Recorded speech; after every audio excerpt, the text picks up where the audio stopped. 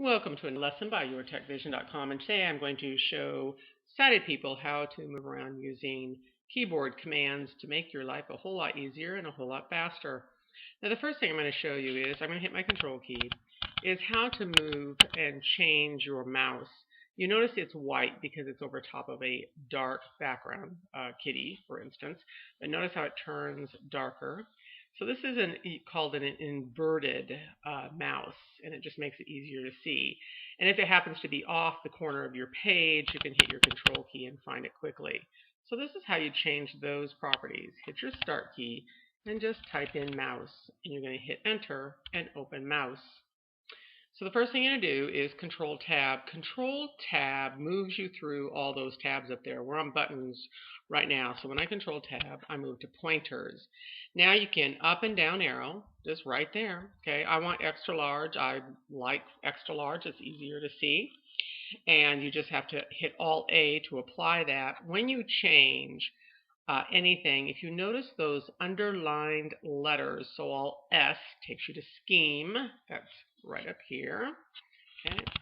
Alt A takes you to apply. So if I Alt A, you'll notice it immediately dims. That means you've actually selected it.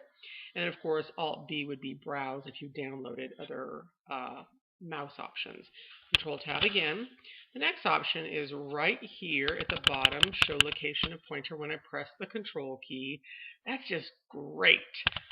Even 20/20 people, great vision, the mouse still disappears.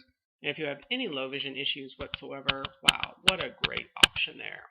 Now I'm going to close with Alt F4.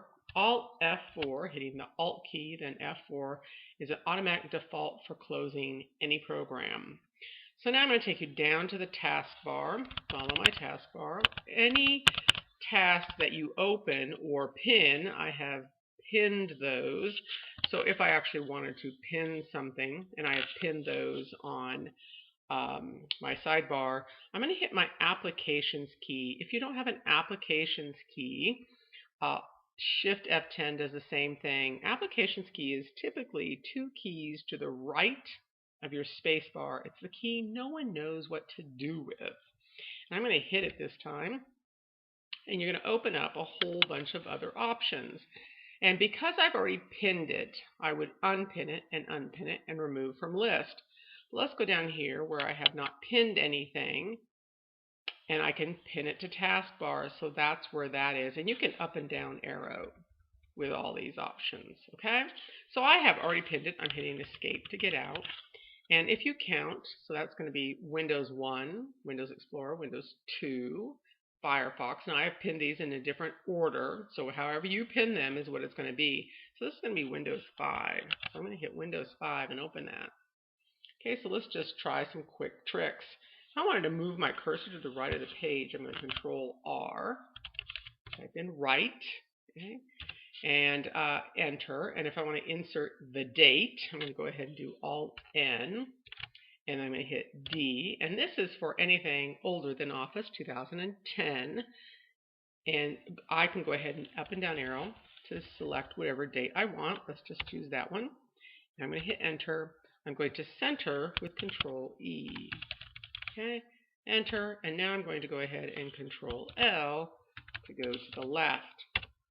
Let's say I want to change my font. I'm going to do a Control D, and there is my font box. I can either just type in letters and down arrow to what I want, or I can go ahead and type out TIM. I'll do that in a second. Let's change the font size to 1:4 and enter.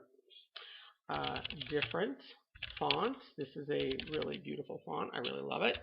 Let's change it back to Times New Roman. So Control D. Times New Roman is the standard. So I'm typing it in down here for MLA and APA format. So if you're in school, you do need to know that. And of course, if you look at your Control D, you can see your color. So you can change your color. And I'm tabbing around. So you can automatically go anywhere you want to if you tab around. These are called dialog boxes. And I'm just going to hit enter on that. I'm going to tab off twice and enter and close. And this is yellow, which you cannot see, but I can Control Shift left arrow to select it. and you can see it a little bit better. Okay, so those are some really cool little tricks.